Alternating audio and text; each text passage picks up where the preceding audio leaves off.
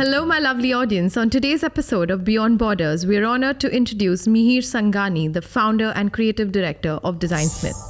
With over 12 years of experience shaping the luxury residential and experiential space across Middle East, Mihir has taken Designsmith to remarkable heights, making it the go-to design and build studio on an international scale. Mihir's journey began with an architecture degree from Krivya, Mumbai, and an early career experience on construction sites where he combined practical knowledge with design acumen. Today, Designsmith thrives with a team of 50 architects, interior designers, and a dedicated group of 600 artisans delivering exceptional design solutions. His passion for Designsmith, his belief in the strength of networking and collaborations, and his dedication to transforming lives through outstanding designs are truly inspiring. Mihir, welcome to the show. So I get inspiration from humble beginnings, and as I just said, you did architecture from Krivya, Mumbai.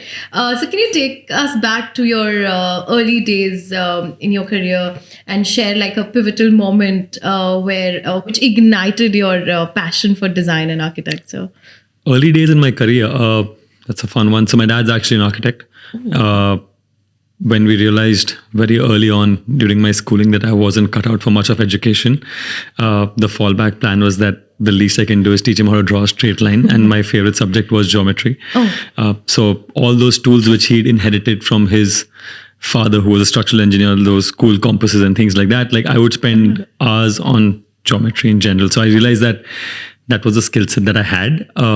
Also, very early on, like a lot of my summer breaks were spent on site while my dad was on the contracting side of things. He would be on site, and I've spent time at Emirates Hills before Emirates Hills even happened. So like seeing those houses then and understanding what a dumb waiter was or what a courtyard in a house meant. We'd never seen stuff like this before. Like you were in school probably. I was in school. I was probably like 10, 11. And like cut to now when Designsmith has become an international powerhouse in the design and build industry. I'd like to believe so. Could you tell us about a project that you're particularly proud of and how it reflects Designsmith's unique approach? Genuinely, there's not one project, but I can. But you have to pick one. Like, I can't pick a project, but I can tell you this, that I do have some clients. And these clients are very, very close to me. These are clients that I personally manage because of my relationship with them. And everything that I do for them is something that I've never done before. And with them, the beauty is that I get to explore new avenues again and again. And it's still continuous learning for me. So what are the key things that you experimented and you really loved it? Like probably... So the idea of breaking away from the stereotypical, right? Like if you realize the fact that we're in Dubai, everything is luxury. And technically nobody wants to pay for luxury, but there is this whole middle ground, right? Where there's this ultra minimal side, there's the industrial side, there's the ultra luxury side, and there's no limits to these things. But the idea is that how do you create a space which reflects that person's personality? And I think the most challenging project that I'm doing right now is my own house. Is it? Oh my God, yeah. So I can't put two and two together. So it doesn't make any sense. But like you can't design your own house. I actually can't design my own house. So like every piece that I'm putting in is for me a 50 questions that I have to ask myself, that is this how I define myself? Is this an extension of my personality? But it's so much easier to do it for another person. Yeah, true. Yeah. So I don't know if there's a favorite project going back to it, but every project is unique for us. You know, this is so relatable. If you see my page, I would curate amazing content for other people's pages and make it look nice, but I barely post on my page. You can't. It's impossible. It's so, because I think we're too critical about like the whole process, or I don't know, we're not able to pick what to post. Or that's where the perfectionism kicks in, right? Like this has to be perfect. And then, but the best part is it'll never be perfect. Perfection, we like kind of like move away. It doesn't happen. It doesn't happen. It doesn't happen. But you know, I love technology, and in some of the work that you've done, there has been integration of technology in design. So how has technology transformed the way the entire Designsmith team operates, and what role does it play in optimizing your design solutions? I think considering the fact that design is so visual, right? And you want to bring in a certain level of innovation to what you do, but at some level technology is supposed to also ease the process quite a bit. So from a designer's perspective, it's quite incredible that they get to create things and actually showcase it before it goes into real life. So there's a very big difference between designing and building, and that's where we come in. Yeah. So for them to go into those little details, giving a client that experience of a walkthrough, of understanding exactly every corner, nook, space that's going to come about, feeling the materials in reality. Yeah. If you can get all of these senses activated before going to build, I think there is a 95% chance that your project will probably move seamlessly. Yeah. What are your thoughts on VR? Like, since we spoke about like doing. So love it. So I mean, we've been dabbling with the headsets and Oculus a fair bit, especially on the architecture front, because it's a larger spectrum to work with, Yes. right? And you want to tie in all facets of the project on it. Luckily, the plot sizes here are sizable. They're about 40, 50,000 square feet. So you want to be able to walk through completely from the outside to the inside. And I think it's not just from a VR perspective. There's also Matterport, like, which now Yes. allows you to It does. walk through the entire space. Now, the question is, how much do you want to invest in technology? How many people are willing to build that? But we're trying. The next level is metaverse. Like after Matterport, Yes. what we could do is you can actually be in this space with them with Matterport, but still it's 2D, Yes. right? Where metaverse is different is you can see the edges and like Correct. that's the edges. Yes. So yes, I think people are moving towards it Absolutely. and embracing it, especially in Dubai. I feel the ecosystem is very friendly and people are experimenting as compared to other parts. It's of the it's world. faster. Yeah. Adaptation here is really, really fast. Exactly. So That's what I realized. That it's not a slow entry. Absolutely. Okay, so me, technology is fine, but Yeah. your social media presence is also amazing. And I recently got to know that it's your wife who manages everything. How is it working with your wife on, like, something together? Because it can be challenging. So, So the unfiltered version would be bleep, bleep, bleep, beep, beep, beep, hash, hash, whatever. Actually, no. So the thing is, thank you.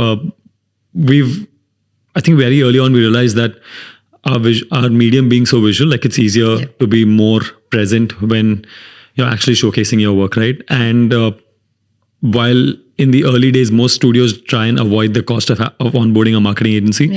My wife does run a pretty cool marketing agency, and having heard me rant, whine, crib, cringe about every single thing in my life, I think it just made absolute sense to offload that entire problem onto somebody else, which became her.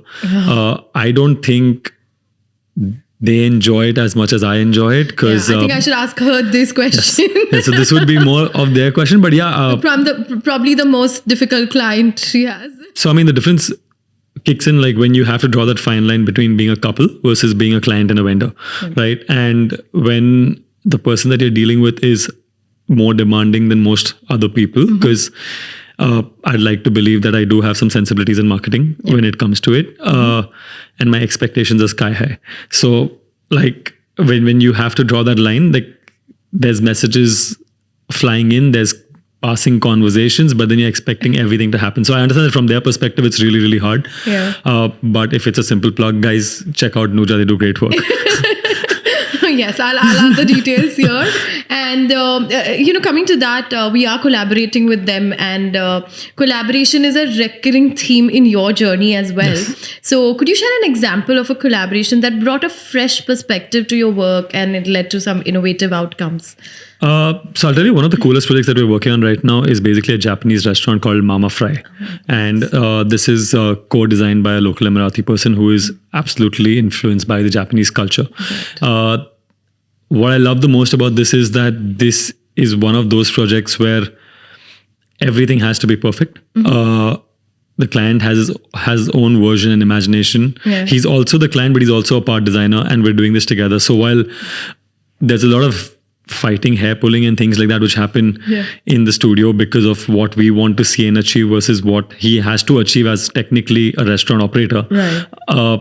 But then on the other side, he also wants to see his design reflecting in this, and there's a personality that comes with it. And they've done these concepts before, but like every single time we try and work on this, like we've been doing this for a fair amount of time now, and it's I love the collaborative process because we're learning along with him and he's learning along with us, Sure. and that makes this, when it does launch, it's going to be fabulous. Yeah, I think cross learning is one of the biggest thing that happens when you Absolutely. collaborate with interesting people. But as a leader in your field, what trends and innovations in the architecture and design industry excite you, and like how do you envision these shaping the future of the industry? So, if I can just actually say that trends will not last, and that's not going to be the future. So, if you were actually trying to follow a trend, you're already behind the trend, Right. which most people don't realize On that point, it's too late. By the time you realize that this is the trend that's coming up, it's already died somewhere else. Absolutely. And different markets will react to a trend differently. But I think amongst the coolest things that's happening in the design industry now is basically it's the level of networking that's happening, and that's Yeah. leading to some incredible work which is coming out. And I've seen this happen a lot currently in Saudi. I'm seeing this actively take place over there, where it's not people jumping over each other, it's actually getting together to come up with something which is fabulous. So I think that it's these industry platforms and things which Yeah. will change the way architecture and the design industry works, as compared to hopping on to something which is trending on Instagram, TikTok, or Sure. an IG reel, which actually has pretty much no value. It's very because short-lived, yeah. it's 100,000 views in. I'm sorry, you are 101,000. You've let Yeah. go. The ship's gone. Yeah, So yeah, don't jump on it now. Yeah. Completely agree with it. It was amazing having this conversation with you. But Thank you.